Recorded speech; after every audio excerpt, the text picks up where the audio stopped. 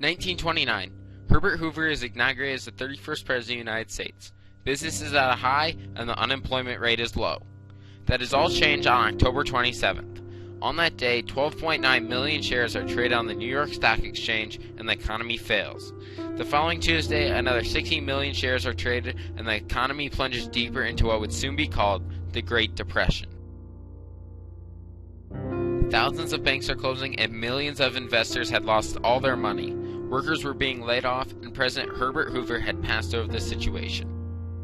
I think the biggest problem that Hoover faced is that his values, and in particular his economic views, were simply not up to the magnitude of the crisis. By 1931, 6 million Americans were unemployed and the nation needed a new leader.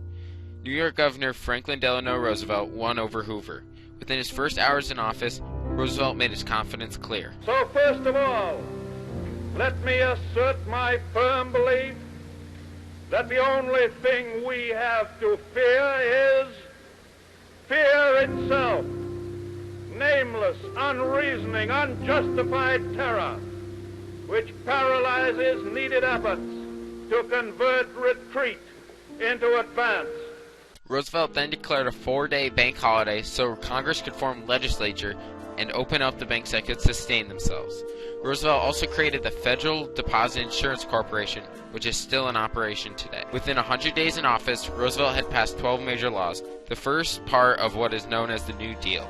One of the first laws was the Tennessee Valley Authority Act, which gave permission to build dams and hydroelectric power plants along the Tennessee River to provide cheap power to residents. By 1935, the economy was showing signs of improvement, but President Roosevelt still wasn't satisfied. He then created the Works Progress Administration in 1935 to create more jobs. The Works Progress Administration was created to build public buildings like post offices and school gymnasiums, but not interfere with private enterprise. The Works Progress Administration also gave jobs to artists, writers, and musicians by funding federal plays and bands. While the federal government supported plays and bands, with many relief programs these workers would have been left to just state dole. Director of the Works Progress Administration, Harry Hopkins, once said, "Give a man a dole and you save his body and destroy his spirit. Give him a job and you save both body and spirit." While the Works Progress Administration was one of the biggest New Deal programs, there were many other programs that did other jobs. The Civilian Conservation Corps employed unmarried men ages 18 to 25. They stayed in camps resembling a modern-day survivor camp. These men would spend 6 months repairing national and state parks and many other labor-intensive jobs. The National Youth Administration was created to employ high school and college students. President Roosevelt didn't initially want to create a program for the youth, but Eleanor Roosevelt pushed him to create the NYA. Eleanor Roosevelt once stated, "I live in real terror when I think we may be losing this generation." The mother of the WPA state administrator in New Mexico praised the NYA. The NYA is furnishing work and valuable training for the youth of New Mexico. The Public Works Administration was a rival program of the Works Progress Administration. The PWA built public works buildings like dams, airports, and schools. In the 1930s, the housewife was still normal in many families. The men were to work and the women were to raise the children and keep the home clean. Jobs were very dependent on gender. Men mostly had labor-intensive jobs like construction, while women ran the school lunch program and sewed. One of the biggest sewing rooms was in Fort Worth, Texas. Different sewing rooms were created for white and black women. Most sewers could complete 2 garments a day. The sewing rooms in Fort Worth produced over 2 million garments during their existence. The Federal Theater Project was not only to employ actors and directors, but also to keep theater alive after the funding was terminated. The Theater Project was included in the Federal Project No. 1, which included music, art, writing, and theater. The theater system had many units based on heritage, including African American and Yiddish units. Holger Cahill, director of the Federal Art Project, once said, "The resources for art in America depend upon the creative experience stored up in its art traditions, upon the knowledge and talent of its living artists and the opportunities provided for them, but most of all upon opportunities provided for the people as a whole to participate in the experience of art." Roosevelt was a well-loved president even if he wanted to employ artists. At the time, artists weren't socially acceptable. Director of the WPA, Harry Hopkins, responded by saying, "Hell, they've got to eat just like other people." By 1933, art prices in America had decreased 80%. Many famous painters like Mark Tobey, Jackson Pollock, and Morris Graves were employed by the Federal Art Project during the Depression. The Federal Writers Project mostly provided history books and guides. Some turbulence was formed between the professional writers like Ralph Ellison and Zora Neale Hurston and the unprofessional writers. Possibly the most influential work created by the Writing Project was the American Guide series. This series gave a state-by-state look at each state's history and facts.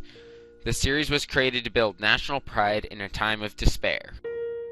The Federal Music Project created bands to travel to towns and entertain the citizens. They also conducted music classes to all ages to expand the knowledge of music to citizens. Russian-American violinist and founder of the Cleveland Orchestra, Nikolai Sokolov, acted as director. The New Deal programs had employed millions of people as the Depression raged on. The Depression had started as a house fire. After being ignored, it had spread into a forest fire. The New Deal was trying to put the flame out. December 7th, 1941. It is a quiet morning on the Pearl Harbor Naval Base in Hawaii, until Japanese planes fill the sky and bombs rain down on the shocked men and women on the island.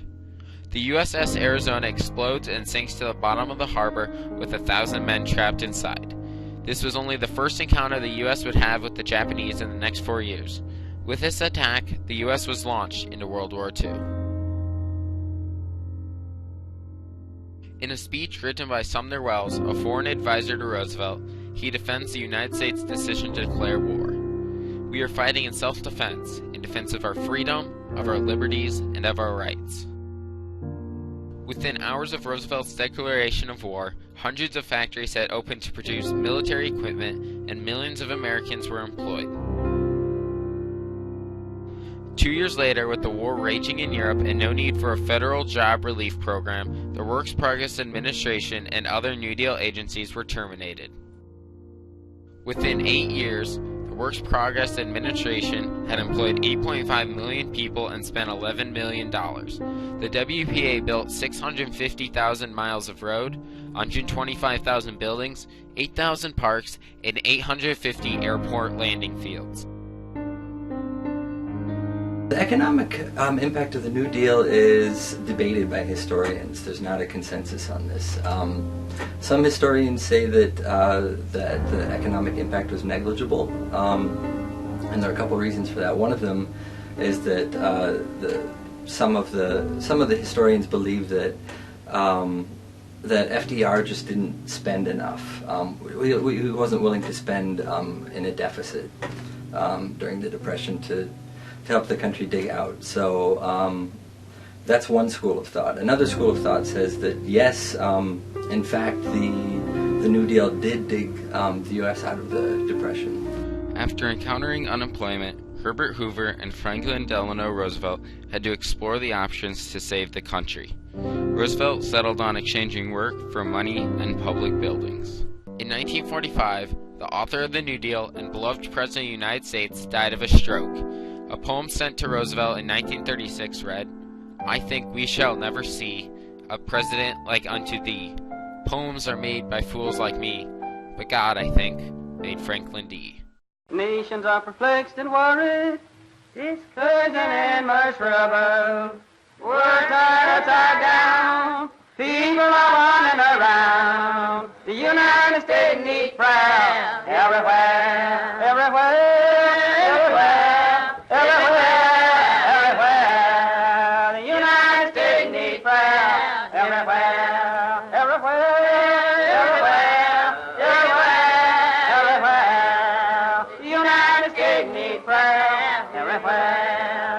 At the state capitol in Washington, D.C., men of Congress wonder what it can be.